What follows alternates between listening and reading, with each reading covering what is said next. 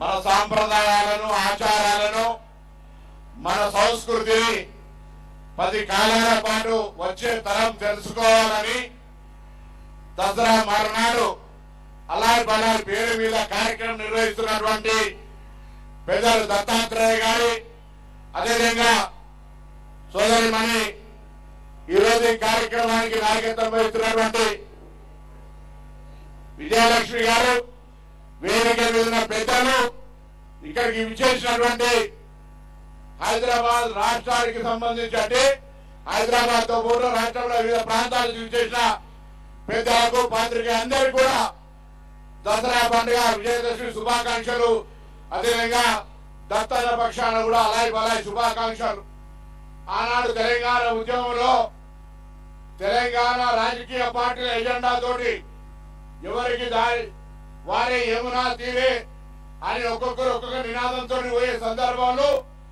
తెలంగాణ ఒక నినాదం ఐక్యంగా తెలంగాణ సాధనకు అందరూ కలిసి ఉండాలని, దాంతో పాటుగా తెలంగాణ వంటకాలు కావచ్చు, సాంప్రదాయం కావచ్చు, సంస్కృతి కావచ్చు, ఆచారాలు కావచ్చు,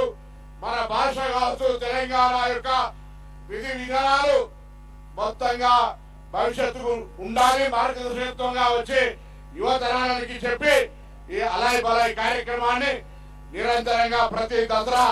మరునాడు నిర్వహించేటువంటి ఒక ఆనవాయితీగా మరి దత్తాత్రేయ గారు తీసుకున్నారు. ఈసారి విజయలక్ష్మి గారి నాయకత్వంలో అందరూ కూడా రాజకీయాలకు ఇక్కడ గమ్మత్ ఏంటంటే బయటికి వెళ్తే సభలోనో లేదా అంశాల మీద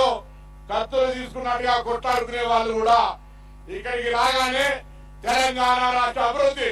తెలంగాణ ప్రజల ఆకాంక్షలు, తెలంగాణ సాంప్రదాయం, తెలంగాణ యొక్క గౌరవ మర్యాద భవిష్యత్ తరానికి ఇవ్వాల్సినటువంటి ఆలోచనకు అనుగుణంగా అందరూ కలిసి మెలిసి ఉండేటువంటి ఒక గొప్ప సాంప్రదాయాన్ని ఇచ్చేటువంటి కార్యక్రమమే అలాయ్ బలాయ్. ఈ అలాయ్ బలాయ్ కార్యక్రమం ద్వారా తెలంగాణలో అన్ని జిల్లాలు రేపు రాబోయే స్థానిక సంస్థల ఎన్నికల్లో కూడా ఎన్నికలు ఒక పోటీ, కానీ రాజకీయ వాతావరణంలో ఎక్కడా లేని ఒక హింసా పద్ధతి లేని విధంగా శాంతియుతంగా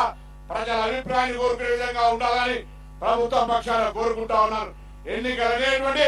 ప్రజాభిప్రాయం కొరకు వచ్చేది. ఆ ప్రజాభిప్రాయం విషయంలో కూడా మనం ప్రజాస్వామికంగా ఎన్నికల నిర్వహణకు పోవాలని కోరుతూ